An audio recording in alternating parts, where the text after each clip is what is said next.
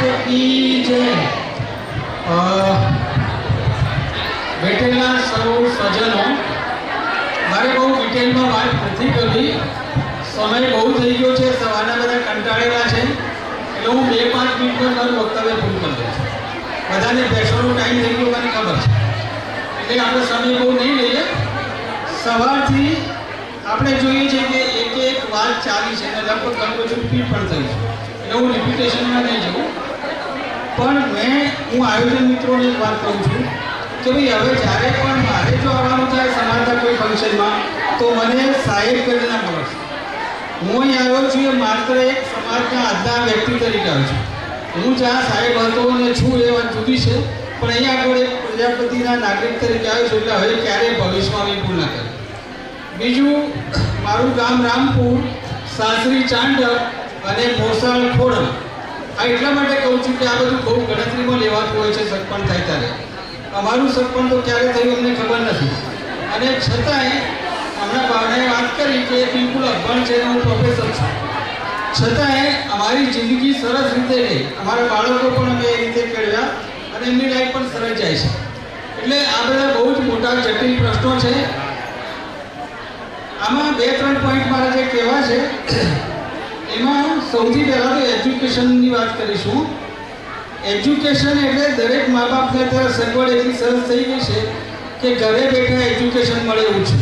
મોટાભાગે તમે ઈડન કોલેજમાં ભણતા હો તો ઘરેથી સગવડ મળે એસટીની આવવા જવાની, એટલે દરેક તો પહેલાં ભણાવે દીકરા દીકરીને, કોઈ પણ જાતના બાયસ વગર એમને ભણાવે.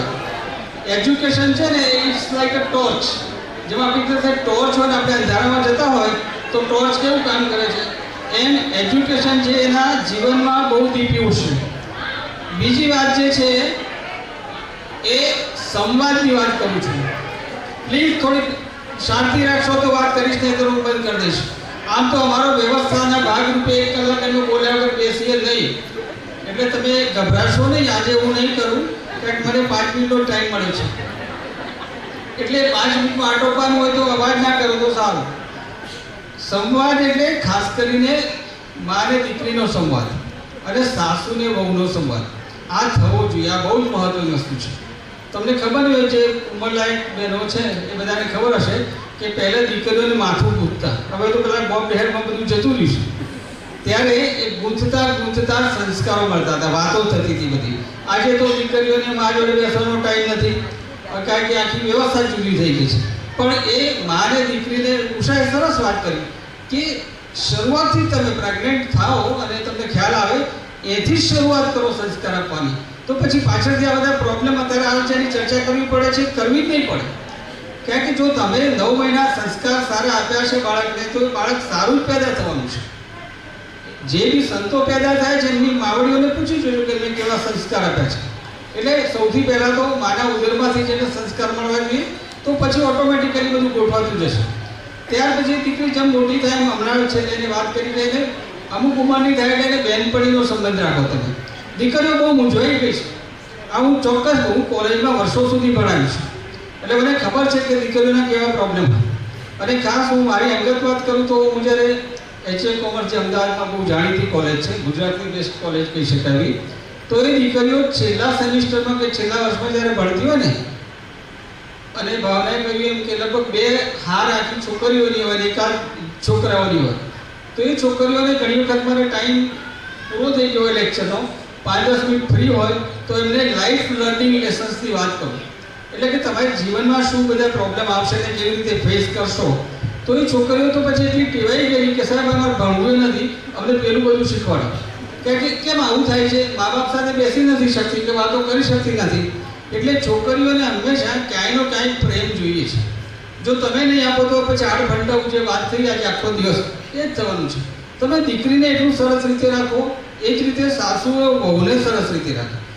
તમે માનો કે એક વાત બીજી થોડી હું ડાયવર્ટ થઈને વાત કરું તો સાસરેમાં આવી છોકરી પાડીને 15 દાડા મહિના 6 મહિના પહેલાં સાસરી હતી એના મા બાપને ત્યાં, અને અહીં તરત બગડી જાય, એટલું તરત રૂપાંતરિત થઈ જાય.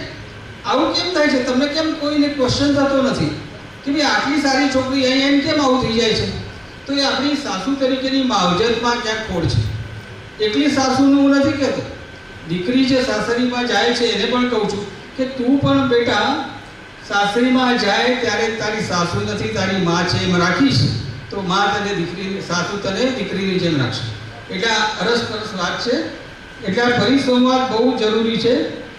ત્રીજી વસ્તુ છે આત્મવિશ્વાસ. હમણાં હું ગાડીમાં આવતો હતો અમદાવાદથી ત્યારે થોડાક મુદ્દા નોંધી રાખ્યા હતા એટલે વાત અડફેટે ના જાય. આત્મવિશ્વાસ એટલે તમે જે બી કામ કરો એટલું બહુ કોન્ફિડન્ટલી કરો.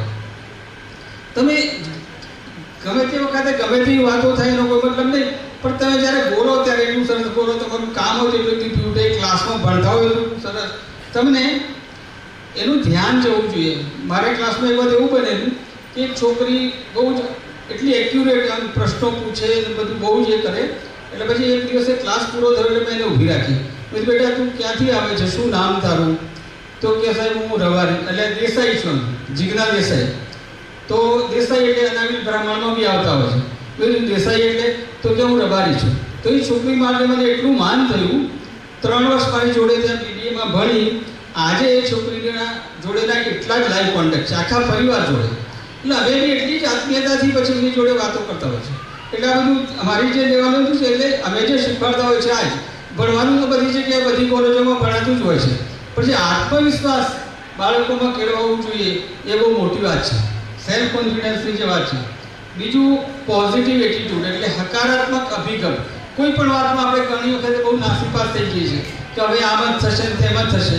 અરે ભાઈ કશું થવાનું નથી, ઉપરવાળાની બહુ દયા છે, એટલી બધી દયા છે કે આપણે કલ્પના બી ના કરી શકીએ. એટલે બને ત્યાં સુધી તમે પોઝિટિવ એટીટ્યૂડથી કામ લો. તમારું કોઈ ઘટના બની પણ ગઈ તો એને ઓવરકમ કરીને એમાંથી કેવી રીતે રસ્તો થાય એ નીકળવાનું શોધો.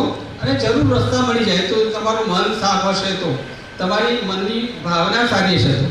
અને આ બધામાં સ્વચ્છ તમારું મન જોઈએ, તમારી આગતા સાગતાની ભાવના. અત્યારે તમે જુઓ વિભક્ત કુટુંબો થતા ગયા છે. શહેરોમાં તો વળી બહુ તકલીફ છે.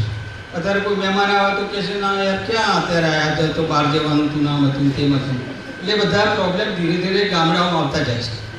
અરે ત્યાં તો હવે શહેરોમાં તો શરીરે એટલે કોઈ ઘેર રસોડું બનાવવાનું જ નહીં. બસ હોટેલો છે ને આપણા માટે. પણ એવું ના કરો.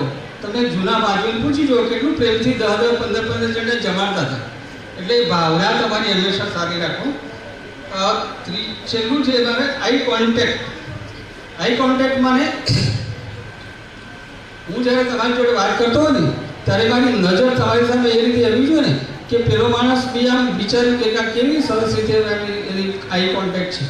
મતલબ તમે હું જ્યારે કોઈને વાત કરતો હોય પેલો જમીન ખોતરતો હોય મને કેવું લાગે. એટલે તમારી આંખથી આંખ મિલાવીને વાત કરો ને તો પેલાને હૃદય સંસર્ગની વાત નીકળી જાય. એટલે આ જે છે ને એમ થોડાક મુદ્દા ઘણા બધા છે એટલે વાત કરવાની તો પણ અત્યારે ટાઈમ નથી. બોલ્યું ચાલ્યું માફ કરજો કંઈ વધારે કહેવાય તો. જય શ્રી કૃષ્ણ. સમાજને જ્યારે પણ જરૂર પડશે ત્યારે હું જરૂર હાજર થઈ જઈશ. થોડું દૂરથી આવું છું એટલે પ્રોબ્લેમ હેલ્થના હોય છે. આજે બી હું સવારે આવ્યો ત્યારે તાવ ચડ્યો જ હતો. 5 મિનિટનો સમય મળ્યો.